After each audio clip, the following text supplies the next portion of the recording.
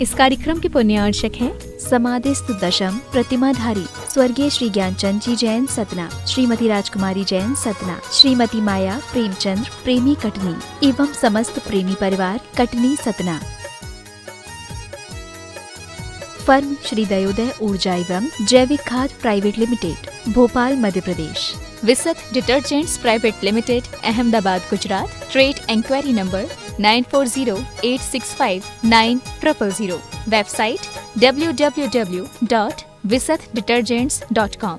बोलिए आदिनाथ भगवान की, चिंतामणि पार्श्वनाथ भगवान की, श्रीमद संस्कृति संवर्धक आचार्य देव विद्यासागर जी महाराज की, परम पूज्य प्रमाणिक संत महामना मुनिराज प्रमासागर जी महाराज की, परम पूज्य अरह सागर जी महाराज की, अहिंसामयी जैन धर्म की।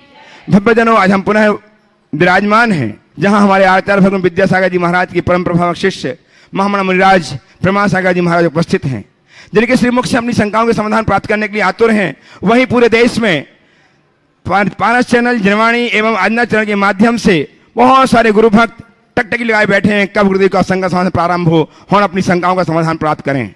मैं आप सबका एवं उन सबका इस मंच के माध्यम से अभिनंदन करता हूं, वंदन करता हूं, और साथ ही मैं चाहता हूं कि आज हम अपने आचार्य गुरुदेव विद्यासागर जी महाराज के परम शिष्य महामना प्रमासागर जी महाराज, जो गुणायतन प्रणेता, संघ समाधान प्रवर्तक, भावना प्रवर्तक एवं संरक्षण के रूप में जगत विख्यात हैं, उनका आशीर्वाद प्राप्त करें। अतः मेरे साथ उच्चारें, नमोस्तु महश्री, नमोस्तु महश्री, नमोस्तु महश्री। सत्य और संस्कृति का सदा भव्यतान, कदम मिलाकर बह चले धर्म और विज्ञान। आत्म विकास का दिव्य साधन गुणायतन, परम पूज्य गुरुदेव परिकल्पना गुणायतन, जो कुछ ही माहों में लोकार्पित होने वाली है, उसमें आप ऑनलाइन अपनी उदारता प्रकट करके अपने जीवन को धन्य कर रहे हैं, अपने जीवन को स्वर्णिम बना रहे हैं। मैं आप सबका वंदन करता हूं, अभिनंदन करता हूं, अपेक्षा करता हूं कि आप ऐसे अपने भाव बनाए रखें। निवेदन कर रहा हूं, आपसे आह्वान कर रहा हूं कि गुणायतन एक ऐसी अक्षुण्ण निधि जैन धर्म की बन रही है, जो कालांतर में जैन धर्म को अक्षुण्ण बनाएगी, जैन धर्म की संस्कृति को दिखाएगी, जताएगी, बताएगी। आप जुड़ें गुणायतन से, औरों को जोड़ें और जीवन को धन्य करें, अपने जीवन को स्वर्णिम बनाएं। आइए मैं आपको ले चलता हूं संघ समाधान के सत्र की ओर। प्रथम प्रश्न के लिए आमंत्रित कर रहा हूं लहर जी छावड़ा को। लहर छावड़ा उपस्थित हो और तैयार रहे। अनिल जी चूड़ीवाल, अनिल जी चूड़ीवाल रामगढ़ उपस्थित हो, तैयार रहे। श्रीमान मनीष जी जैन रांची। द्वय महाराज जी के चरणों में बारंबार नमोस्तु नमोस्तु नमोस्तु। महाराज जी बाहुबली भगवान जी का अर्घ जब पढ़ते हैं तो कहते हैं, बहुविधि के वश वसुधा सभी परवश अति दुख पावे। फिर से बोलिए। बहुविधि के वश वसुधा सभी परवश अति दुख पावे। बहुविधि के वश वसुधा सभी परवश अति दुख पावे। परवश दुख पावे, परवश अति दुख पावे। उसमें वसु विधि के वश, बहुविधि नहीं, वसु विधि के वश वसुधा सारी परवश दुख पावे। वसु का अर्थ था 8। क्या? 8। वसु यानी 8। तो 8 प्रकार की विधि यानी कर्म के कारण परवश होकर सारी वसुधा यानी सारा संसार दुख पाता। नमोस्तु। चलिए अगला। मनीष जी नाती उपस्थित हो, तैयार हैं। श्री रंजू जी गंगवाल कतरास। श्रीमती रंजू जी गंगवाल कतरास से। महाराज श्री को 3 बार नमोस्तु नमोस्तु नमोस्तु। महाराज जी, मैंने 2019 में 10 लक्षण व्रत का पालन किया था। ओ हाँ, बोले आप। हाँ। 2019 में 10 लक्षण व्रत का पालन किया था। तो वो करने के बाद मेरे दोस्तों ने मेरे से पूछा कि अहिंसा परमो धर्म बोलते हो, अहिंसा को मानते हो, लेकिन जब तुमने 10 दिन तक कुछ खाया नहीं, और तो जो अपने ऊपर जो शरीर पर जो हिंसा हो रही थी उसके बारे में तुम्हारा क्या कहना है? तो मेरे पास कोई जवाब नहीं था, और बड़ों से भी मैंने पूछा तो किसी से कुछ संतुष्टि। बहुत अच्छा सवाल है। देखिए, बात बिल्कुल सही है। अहिंसा हमारा धर्म है और हम जो कुछ भी करते वो अहिंसा के लिए ही करते हैं।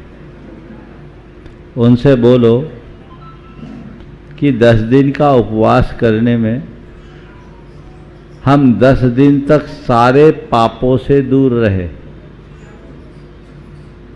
तो हमारी 10 दिन तक विशुद्ध अहिंसा की आराधना हुई कि नहीं हुई? खाने पीने में सब क्रियाएं करनी पड़ती, उसमें हिंसा होती। जब हम उपवास करते हैं तो आत्मा से हम अपनी निकटता जोड़ लेते हैं तो बाकी हिंसा भी खत्म हो जाती। समझ गए? हमारी साधना में उपवास के दिन एक बात और जोड़ा गया जो बहुत लोग नहीं करते कि उपवास के दिन स्नान भी मत करो। हमें कोई हिंसा ही नहीं करनी, किसी प्रकार की प्रवृत्ति ही नहीं करनी, निर्वृत्ति में जीना। तो पहली बात, उपवास एक व्रत है, साधना है, और व्रत पाप के निवारण का माध्यम है, पाप का कारण नहीं। दूसरी बात, अगर हम अपने आप को कष्ट देने के लिए उपवास करें तो हम हिंसा के भागी होंगे, लेकिन अपने मन को मस्त बनाने के लिए उपवास करें तो हमारी अहिंसा पुष्ट होगी। हाँ, वो तो आपने अपने शरीर को सुखाने के लिए उपवास किया था नहीं, मैंने या आपने मन को रमाने के लिए? मन को रमाने के लिए। तो इसमें हिंसा कहाँ? हिंसा अहिंसा का संबंध हमारे भावों से। अगर कोई आदमी को जबरदस्ती भूखा रखा जाए तो अन्न पान निरोध नाम की हिंसा, इसका हमारे यहाँ निषेध है। लेकिन कोई भूख पर विजय पाने के लिए खुद कम खाए तो ये उसका अनशन या उनोदर नाम का तप है, तप धर्म है, और हिंसा पाप है। इसलिए इन दोनों में मौलिक अंतर है।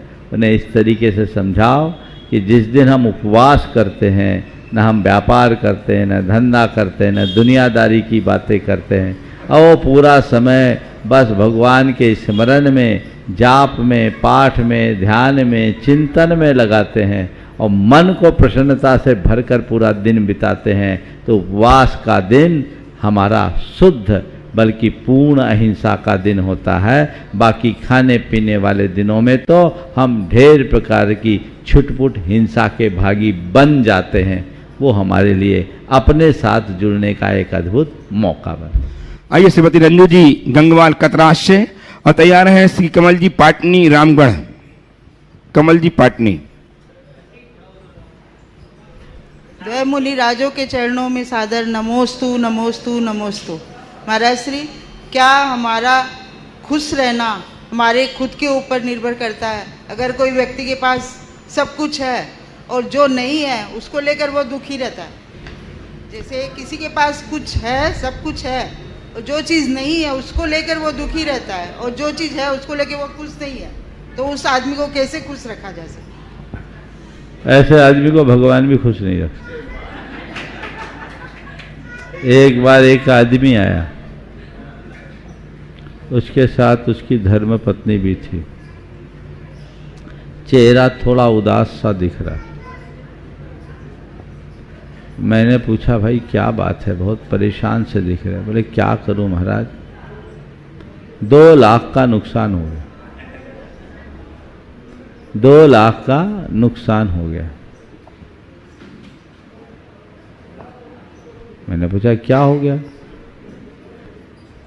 तो पत्नी ने बीच में ही कहा कि महाराज जी छोड़िए ने इनकी बातों को, ये नहीं कहते कि 1 लाख का फायदा होगा। मैंने पूछा क्या मामला है? बोला महाराज जी कल ही इन्होंने 1900 के खरीद का चना, ये करीब 15 साल पुरानी बात है, अभी तो चना महंगा हो गया होगा, 1900 के खरीद का चना 2100 में बेचा, तो 1 लाख का फायदा हुआ। आज उसके भाव बढ़ गए तो कह रहे 2 लाख का नुकसान हुआ। अब इसको कौन बोल सकता है? ऐसा आदमी को भगवान भी सुखी नहीं कर सकता। खुशी उसी के हृदय में प्रकट होती है जो अपनी स्थिति में संतुष्ट रहने की कला जानता है।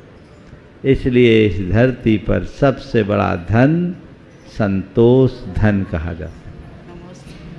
आइए श्रीमान कमल जी पाटनी रामगढ़ तैयार हैं, मानिक जी पाटनी रामगढ़ से ही। नमोस्तु महाराज श्री। हम जो मस्तक पे तिलक लगाते हैं वो कितने प्रकार के होते हैं, इनका हमें क्या लाभ मिलता है? देखिए, तिलक हमारे भारतीय परंपरा का एक बड़ा श्रेष्ठ प्रतीक है। कई तरीके से विभिन्न परंपराओं में तिलक लगाए जाते हैं। गोल तिलक लगाया जाता है, लंबा तिलक लगाया जाता है, आड़ा तिलक लगाया जाता है, ओंकार की आकृति का तिलक लगाया जाता है, अलग अलग परंपराओं में। जैन परंपराओं में जो मुख्य रूप से तिलक पूजा के समय में है वो गोल लगाया जाता है तिलक, और वह भी चंदन का मुख्य रूप से लगाया जाता है। हमारे यहाँ जो भारत में तिलक लगाने की परंपरा है, चंदन का तिलक अथवा रोली का तिलक, ये दो ही मुख्य रूप से तिलक लगाना चाहिए। चंदन के तिलक लगाने से यहाँ हमारा जो आज्ञा चक्र होता है, जिसे हम विशुद्धि केंद्र भी कहते हैं, उसे वो नियंत्रित करता है। और रोली का जो तिलक लगता था, जो आजकल लगभग लुप्त होता जा रहा है, रोली के साथ अक्षत के पुंज लगाते थे। रोली सकारात्मक ऊर्जा का संवाहक है। एक बात आप लोगों को मैं बोल रहा हूँ, बहुत ध्यान से सुनना, खासकर गृहिणियाँ।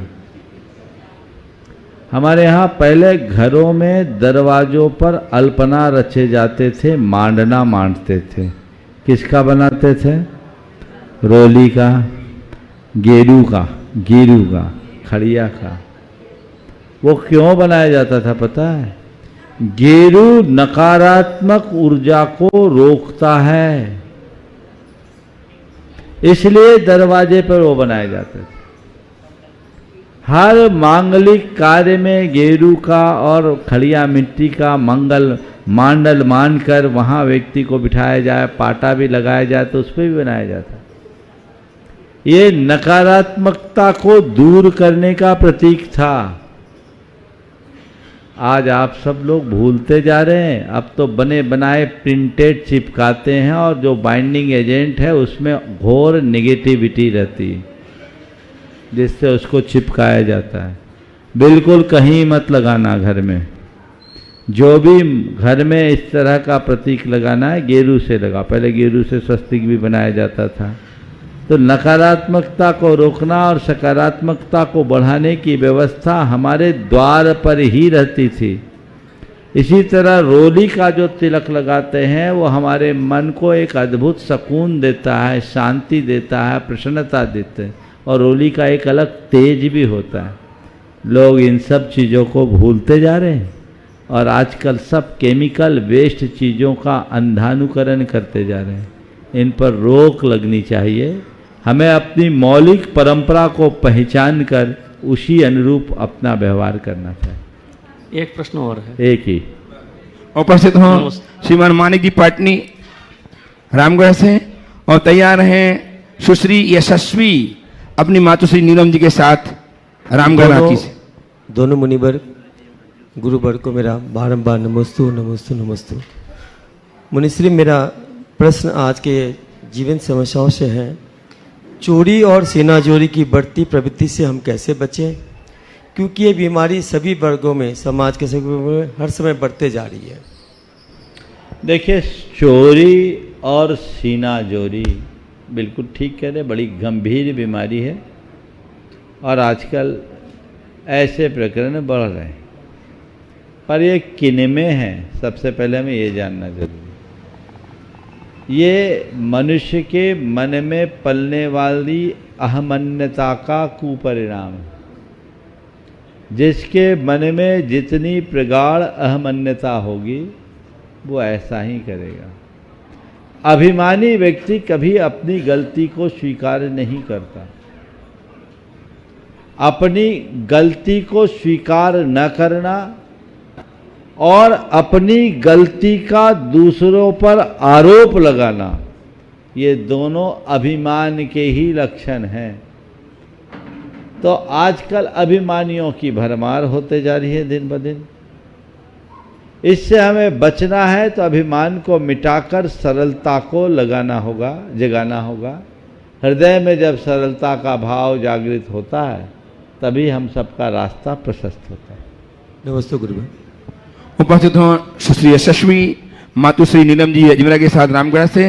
तैयार रहें प्रिया राजन जी पाटनी जो पंचगणपति महोत्सव के कुबेर इंद्र को ऊपर शोभायमान कर रहे हैं और ट्रस्टी गुणायतन हैं रामगढ़ से। नमोस्तु महर्षि, नमोस्तु महर्षि। मेरा प्रश्न ये है कि हमें माता पिता की सेवा करनी चाहिए कि भगवान जी की? माता पिता भगवान की सेवा करते हैं कि नहीं करते हैं? करते हैं। तो भगवान की भी सेवा करनी चाहिए और माँ बाप को भी भगवान जैसा मानकर माँ बाप की सेवा करना चाहिए। समझ गए? तो अगर माँ बाप की सेवा कर रहे हो तो माँ बाप की सेवा का मतलब जानो। कल पूछ लो, एक बार रुको। माँ बाप की सेवा का मतलब क्या होता है? दो माइक उसको। माँ बाप की सेवा मतलब भगवान जी की सेवा। वो तो बात की बात। माँ बाप की सेवा का मतलब क्या? उनके हाथ पांव दबाना। क्या सुनो, हाथ पांव दबाना, उनका ख्याल रखना, ये तो सेवा है ही, लेकिन ये बड़ी ऊपरी सेवा है। असली सेवा क्या है मालूम?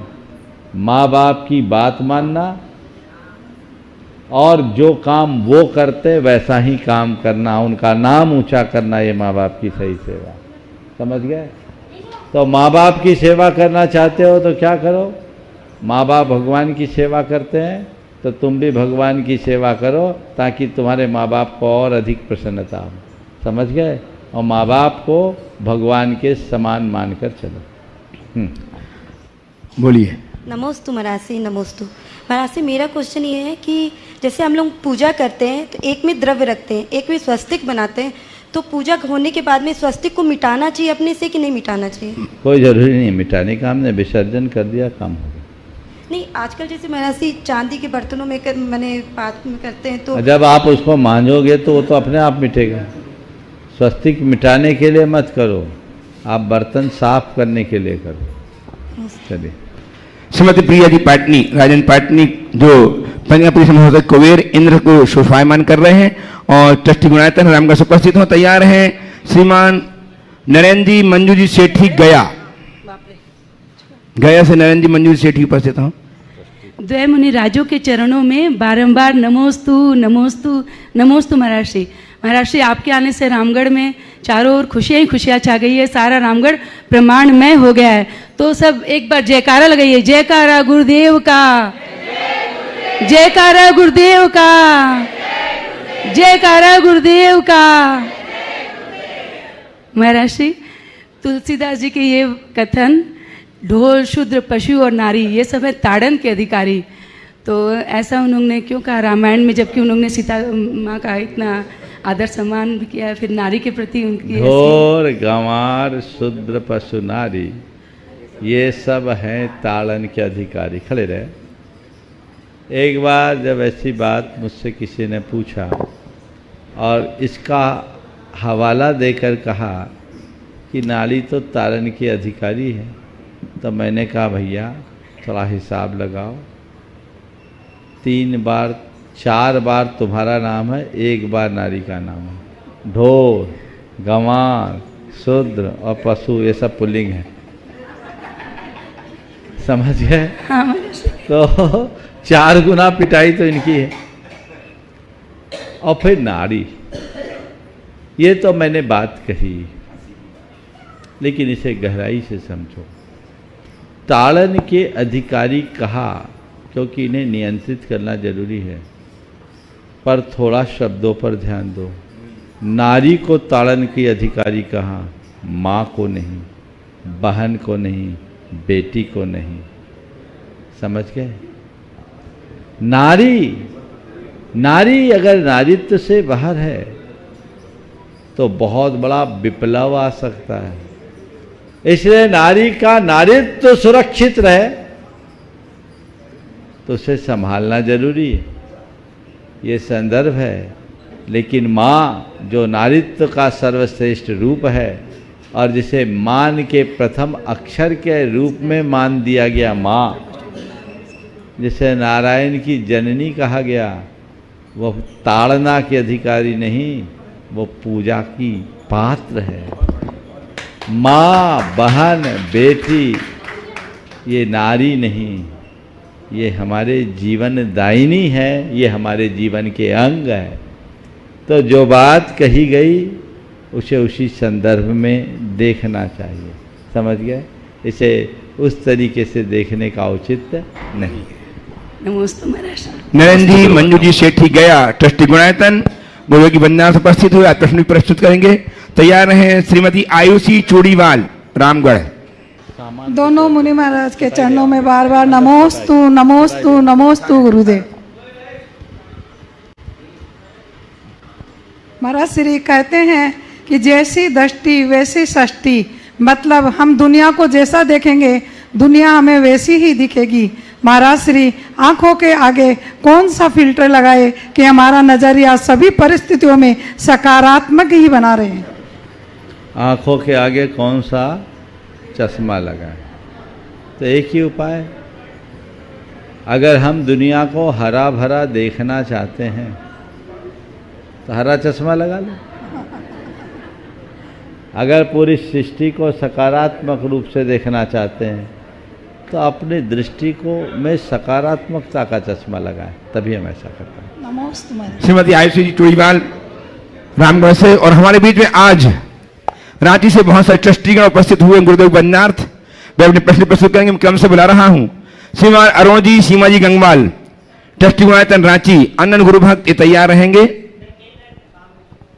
नमस्ते गुरुदेव। धर्म से धन है या धन से धर्म? धन से धर्म है या धर्म से धन? मैं कहूँगा न धन से धर्म है न धर्म से धन। मेरी बात को थोड़ा ठीक से समझना।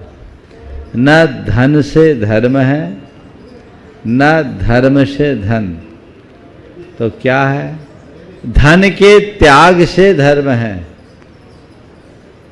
क्या बोला? धन से धर्म नहीं होगा, क्या होगा? धन के त्याग से धर्म है, समझ गए?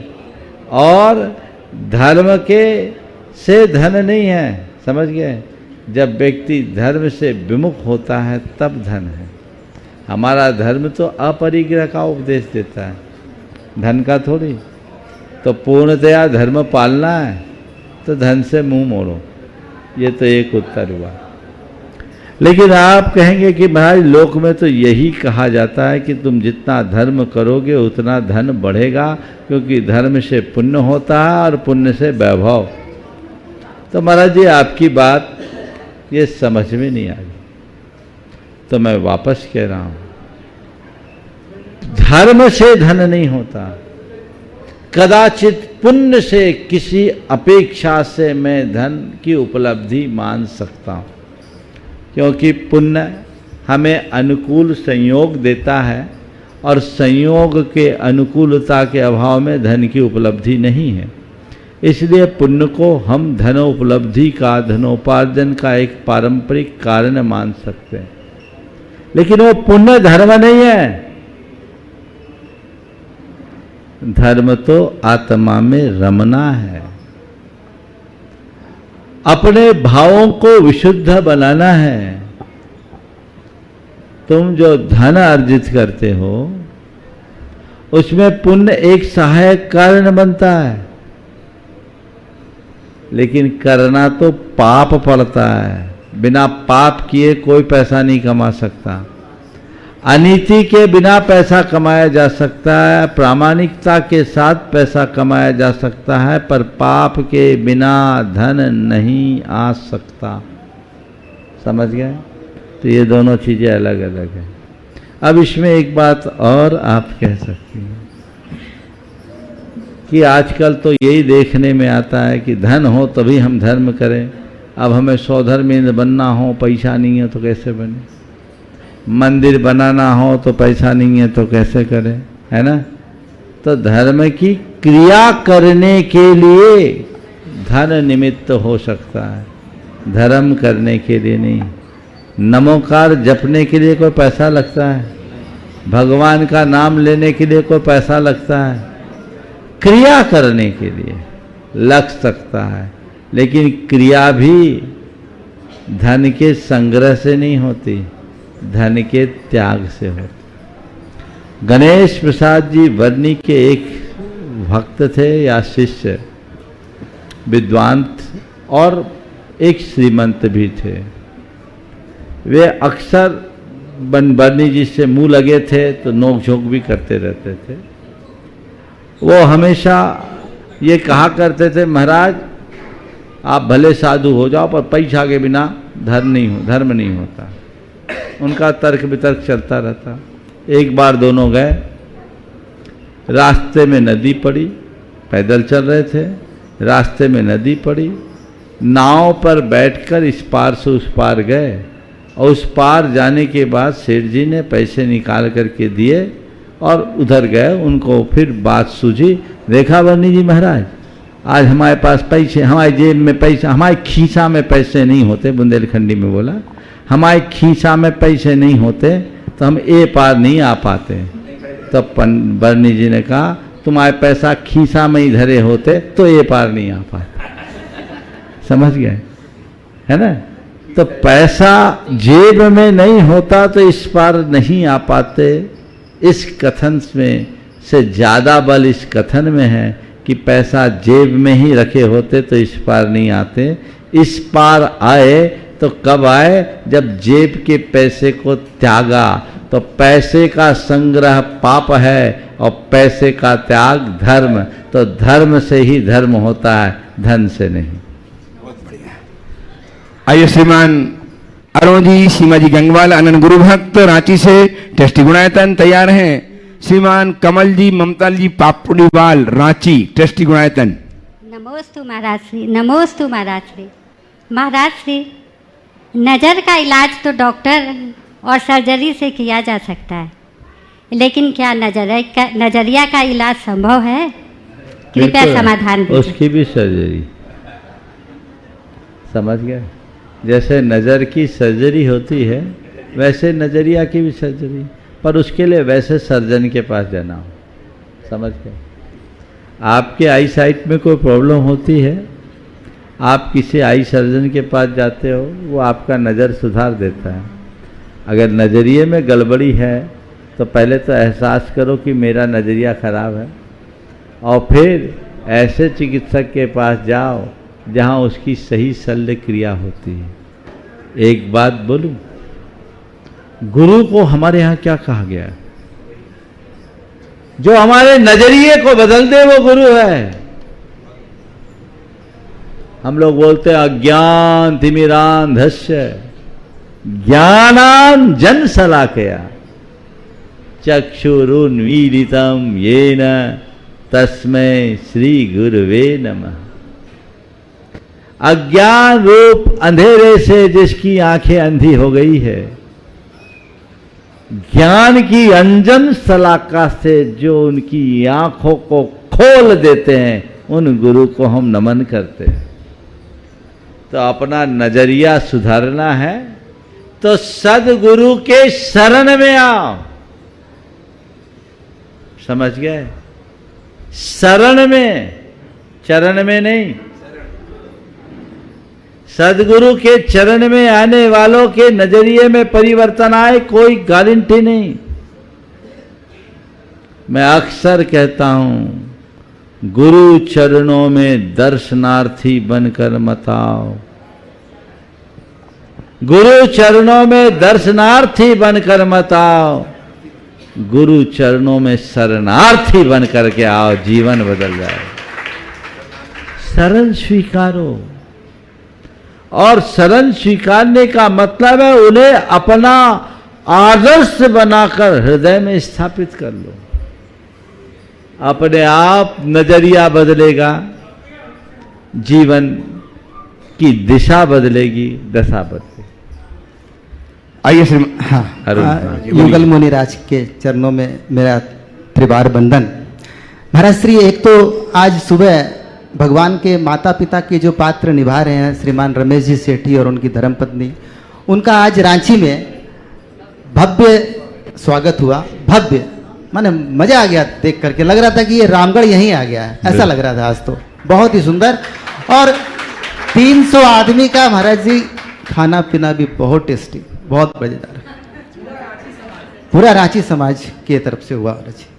महाराज जी एक भाव है मेरे मन में, कुछ 4 लाइन के, 2 मिनट में हो जाएगा। बहुत बहुत सुंदर भाव है आज ही बहुत दिन बाद मौका है। जब से तुमसे लो लगाई मैं बड़ी मस्ती में हूँ, जब से तुमसे लो लगाई मैं बड़ी मस्ती में हूँ, जब से चरणन की धूल पाई मैं बड़ी मस्ती में हूँ, छा गई आँखों में दिल में बस तेरी दीवानगी, तू ही तू बस दे दिखाई मैं बड़ी मस्ती में हूँ, जब से तुमसे लो लगाई मैं बड़ी मस्ती में हूँ। आखिरी लाइन है छोटा सा, ना मजा सुख में ना दुख में दर्द का एहसास है, ना मजा सुख में ना दुख में दर्द का एहसास है, वैद्य तू ही दवाई मैं बड़ी मस्ती में हूँ, जब से तुमसे लो लगाई। प्रश्न मेरा महाराज श्री बहुत दिन से मन में था, हिम्मत नहीं हो रही थी कि सार्वजनिक मंच से प्रश्न करूं कि नहीं, लेकिन आज मैं बहुत हिम्मत जुटा के प्रश्न कर रहा हूं। महाराज जी प्रश्न का शीर्षक है आप है क्या। पिछले 2006 से मैं जुड़ा हूं महाराज श्री, कई पंचकल्याणक, कई गीता रामायण पे प्रवचन, बड़े बड़े वो धर्म बचाओ सम्मेलन में संलेखना वाली बातें, एक से एक कार्यक्रम महाराज श्री। कभी आप शिक्षाविद से बात करते हैं तो ऐसी बात करते हैं जो शिक्षाविद को पता नहीं, इंजीनियर से बात करते हैं वो आंखें फटी रह जाती है। अभी वो एक शिल्पकार को मैंने लाया, कुछ आपने ऐसे ऐसे शब्द यूज किए, वो बोला महाराज श्री तो गजब के है जो हमको भी जानकारी नहीं है। उद्योगपति लोग बोलते हैं ये ज्ञान इनके पास कहां से है, व्यापारी लोग आपसे शिक्षा लेते हैं, महाराज श्री ये क्या है, आप है क्या महाराज श्री, इसका राज बता दीजिए आप।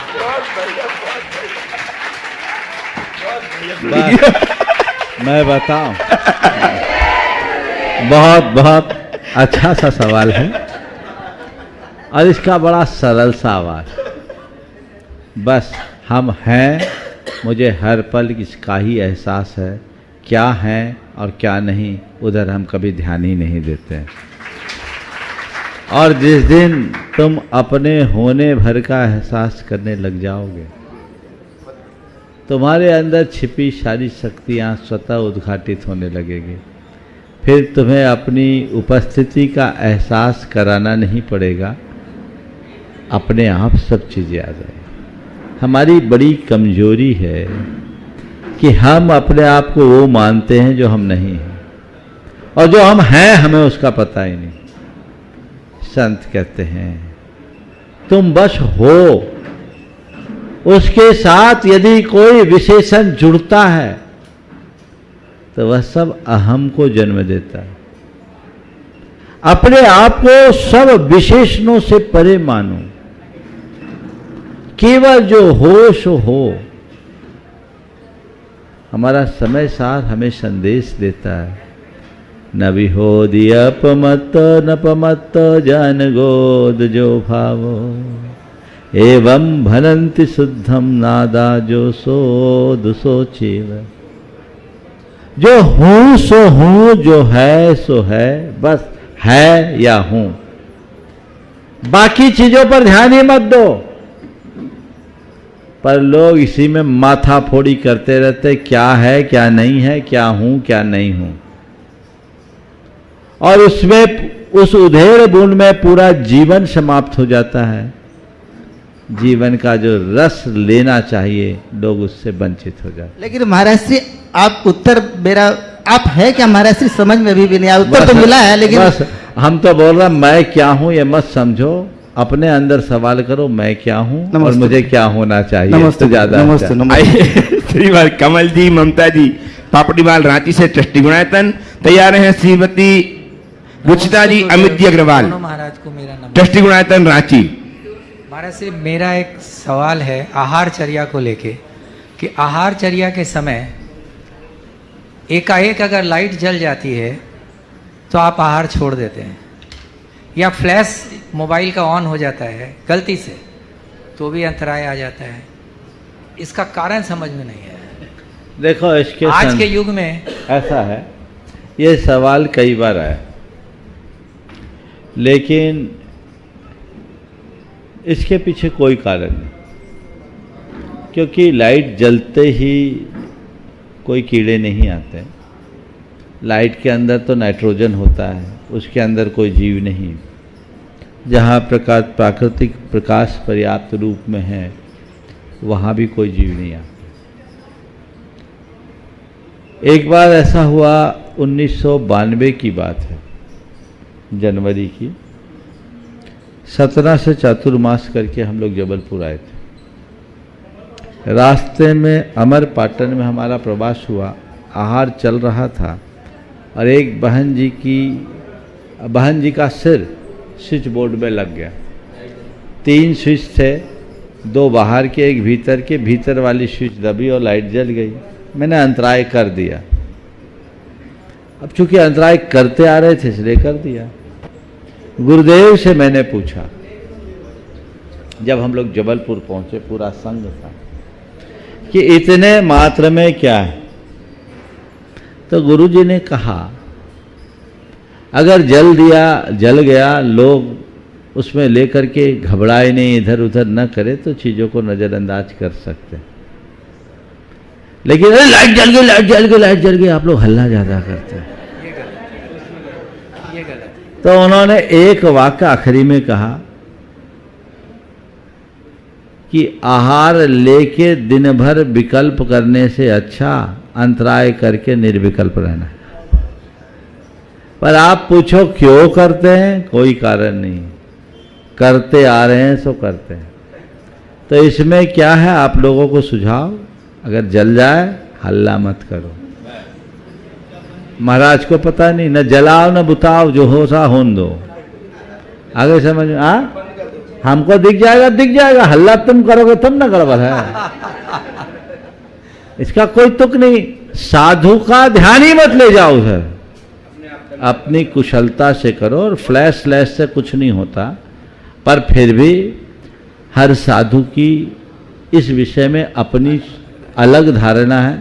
आहार का मामला है, मैं कह दूं फ्लैश जलने से कुछ नहीं होता और कोई साधु को फ्लैश से एतराज हो, वो जल जाए अंतराय कर दो, तो मेरे सिर पर ठीकरा फोड़ोगे। महाराज ने तो बताया था, ये महाराज ने ऐसा कर दिया। तो आहारचर्या के संदर्भ में कोई साधु हो, आप उनसे व्यक्तिगत उनकी चर्या की जानकारी ले, उनके संघ के लोगों से ले और उनकी चर्या के अनुरूप वर्तन करें, क्योंकि ये सब चीज़ें मूल में नहीं है। अब अलग अलग विचारधारा, मैं वैज्ञानिक सोच रखता हूँ, पर कई लोग तो लाइट में निकलते भी नहीं। लाइट में निकलते तो कहते हैं कि कंबल ओढ़ के निकलो, एक परंपरा ये भी है ऐसा अपने। हाँ, ऐसा क्यों? वो उनकी मान्यता कि लाइट में जीव है, नहीं दिगंबर में नहीं है, अलग अलग परंपरा है। तो कहने का तात्पर्य ये है, हम अपना और जो हमारे संघ में होता है उसके विषय में बता सकते हैं, बाकी के विषय में हम कोई स्पष्ट उद्घोष नहीं कर सकते। पर ये सुझाव जरूर दूंगा कि आप जब भी साधु संतों की चर्या से जुड़े, खासकर आहार चर्या से, तो पहले जानकारी प्राप्त करें, फिर उनके अनुरूप करें तो ज़्यादा अच्छा।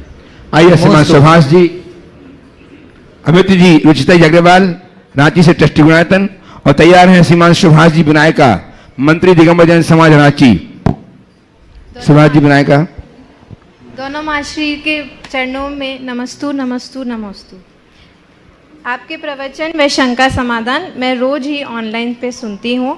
मैं दीदी और जियाजी के निमित्त पे आभारी हूँ जिन्होंने मुझे इस सकारात्मक ऊर्जा से आपसे मिलवाया। गुरुदेव, प्रश्न है कि जो पति अपना अधिकतर समय अपने बिजनेस में लगाते हैं और कम समय अपने परिवार व बच्चों को, पत्नी को देते हैं, उनको कैसे समझाया जाए? ये शिकायत आपकी नहीं, सबकी होगी कि नहीं? सारी महिलाओं को प्रतिनिधित्व दे रही हूँ मैं। बिल्कुल। देखिए, इस विषय में बहुत गंभीरता से सोचना चाहिए, क्योंकि एक दो लोमहर्षक घटनाएं प्रकाश में आई। और लोमहर्षक, व्यक्ति को व्यापार करना चाहिए पर परिवार को नहीं भूलना चाहिए। किसी व्यक्ति से पूछा जाए व्यापार क्यों कर रहे हो, तो उत्तर होगा परिवार के लिए। तुम परिवार के लिए व्यापार तो कर रहे हो, पर परिवार के लिए जो देना चाहिए वो कहाँ दे रहे हो? परिवार को धन से ज़्यादा तुम्हारा समय और स्नेह अपेक्षित है, वो देना चाहिए। आजकल लोगों की व्यस्तताएं होती है, कई लोग बड़े बहुधंधी हो जाते हैं, कारोबारी उलझनों में इस तरह उलझे रहते हैं कि उनको समय नहीं मिलता, और वो व्यापार नहीं करते हैं, व्यापार का नशा हो जाता है। वो नहीं होना चाहिए। अपना सिस्टम इस तरह का बनाना चाहिए, जो व्यापारिक कार्यावधि है उतने देर तक व्यापारी रहो, उसके बाद अपने दफ्तर या दुकान से जब घर आओ तो एक गृहस्थ बनो, एक श्रावक बनो, एक पति बनो, एक पिता बनो, एक पुत्र बनो, एक भाई बन करके जियो। इसकी बहुत ज़रूरत है। मेरे संपर्क में बहुत सारे लोग हैं जो बहुत बड़े बड़े कारोबारी, लेकिन उनने एक नियम बना रखा है, घर में ऑफिस नहीं, ऑफिस में घर नहीं। हमें एक समय रखना चाहिए। कल कुछ लोग मेरे पास बैठे थे, चर्चा में कहा कि महाराज हमारे यहाँ के जो स्टाफ है ब्याह शादी में जाते हैं तो 4-4, 5-5 दिन, 8-8 दिन उनका कोई अता पता नहीं होता। मैंने उनको जवाब दिया, सच कहूँ तो ज़िंदगी को एंजॉय तो वही कर रहे हैं, तुम लोग मजूर बने बैठे, हिल नहीं सकते, जकड़न है। ये किस काम का है? मैं जो अभी एक वाक्य का उल्लेख किया था, लोमहर्षक घटना, मैं आज उसे सुनाना चाहता हूँ, आप लोगों की आंखें खोलेगी। एक युवा उद्यमी जिसने अपने व्यापार को बहुत बढ़ाया, रियल एस्टेट से जुड़ा कारोबारी था और भारत के कई महानगरों में उसका काम था। इधर से उधर, इधर से उधर उसको जाना होता। उसके दोनों बच्चे बाहर पढ़ते थे, माँ बाप कोई थे नहीं, घर में उसकी केवल पत्नी। पति का ऐसा होता था हफ्तों घर से बाहर। पत्नी शुरुआत में खींचती थी, पर वो बहाना बताता, ऐसा काम है, वैसा काम है, ये काम है, वो काम। पैसों की कोई कमी नहीं, लेकिन पति पत्नी के लिए उपलब्ध नहीं। उसका एक नौकर था, धीरे धीरे उसका दिल नौकर से लग गया और वो नौकर के साथ ही रंगरेलियां मनाना शुरू कर दी। यहाँ तक तो फिर भी ज़्यादा कुछ नहीं है, लेकिन इसके आगे की बात सुनकर आपका दिल दहल उठेगा। एक दिन उसने और नौकर ने दोनों ने मिलकर पति के टुकड़े टुकड़े कर दिए, बोरे में भरकर अपने घर के पीछे जमीन में गाड़ दिए। 5000 वर्ग फुट का जिनका बंगला और उसमें रहने वाली एक धर्मपत्नी और कुछ नौकर उसके साथ मिलकर गाड़ दिए। बाद में भेद खुला, उसे गिरफ्तार किया गया, उस महिला ने जो बयान दिया, आप लोगों को भी पता होगा, ये पूरे देश में लगभग ये घटना 2010 के आसपास की है, पूरे देश में ये घटना प्रचारित हुई। तो उस महिला ने यही कहा, क्या बताऊं, गलती मेरी है, पर मेरा पति खो गया तो मैं क्या करता, मेरी बुद्धि ऐसी हो गई, मेरी मति मर गई। तो ये कहना मैं मानता हूँ ऐसा अपवाद स्वरूप ही होता है, लेकिन कुछ न कुछ तो गड़बड़ होता ही है। इंसान को पैसे की ज़रूरत है, पर केवल पैसों से उसका जीवन नहीं चलता।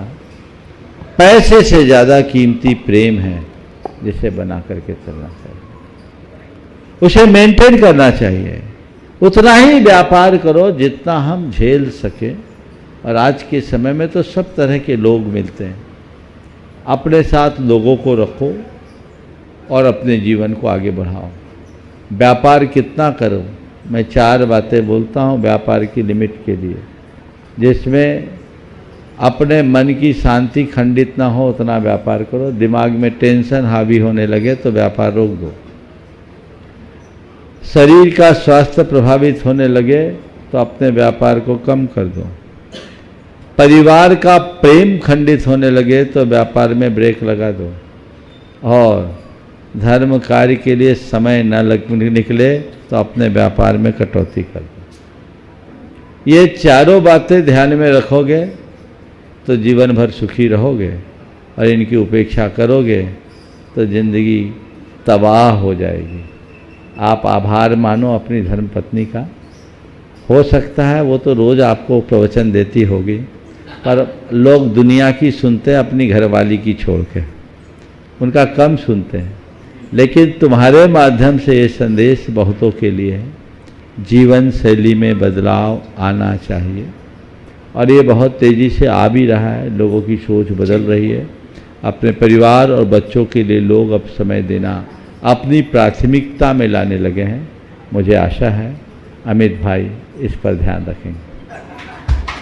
मार्गदर्शन के लिए सदैव आभारी रहूंगी। दिगंबर जन समाज राज्य के मंत्री श्रीमान सुभाष जी विनायका साहब और लहर जी छावड़ा दी आ गई हों तो तैयार है। 3 योग संभाल करके महाराज जी को नमोस्तु नमोस्तु नमोस्तु। महाराज श्री 5 पाप बताया, अहिंसा, हिंसा, झूठ, चोरी, कुशील, परिग्रह, और इसके विपरीत सत्य, अहिंसा, आचर्य, ब्रह्मचर्य, अपरिग्रह की बात कही गई, लेकिन उसको पाप बताया गया, इनको पुण्य नहीं बताया गया। तो ऐसा क्यों कि पुण्य की बात जब आनी चाहिए तो उसको शामिल क्यों नहीं किया जा रहा है?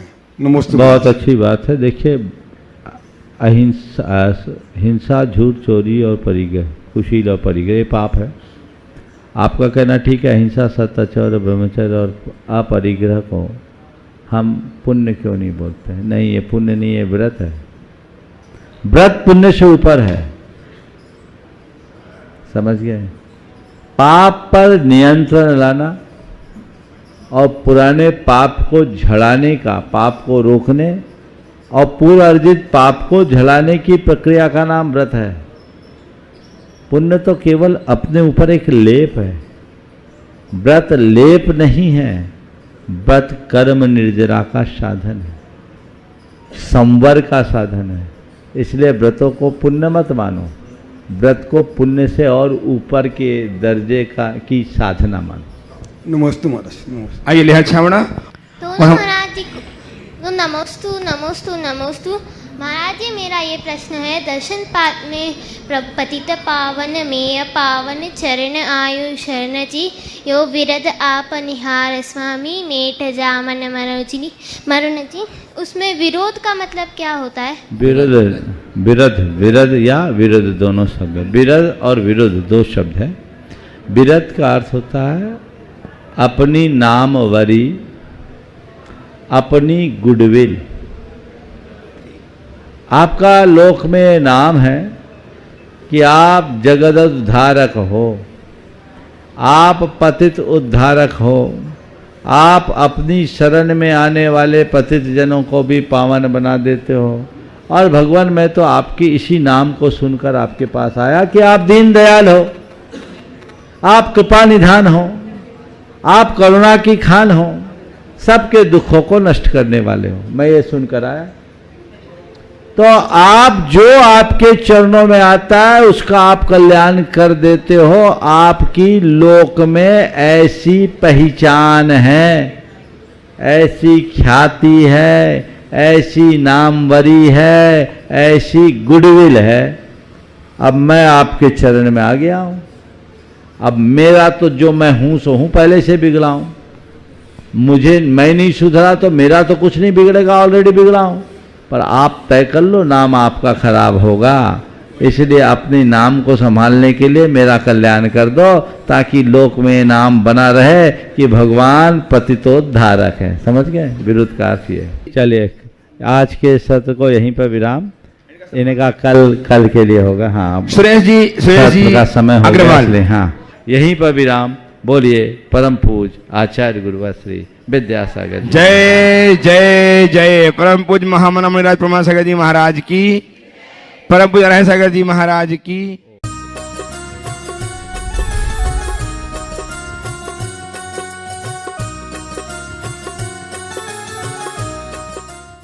इस कार्यक्रम के पुण्यार्चक थे समाधिस्थ दशम प्रतिमाधारी स्वर्गीय श्री ज्ञानचंद जी जैन सतना, श्रीमती राजकुमारी जैन सतना, श्रीमती माया प्रेमचंद्र प्रेमी कटनी एवं समस्त प्रेमी परिवार कटनी सतना। फर्म श्री दयोदय ऊर्जा एवं जैविक खाद private limited, Bhopal Madhya Pradesh. Visat detergents private limited, Ahmedabad Gujarat. Trade inquiry number 9408659000। Website www.visat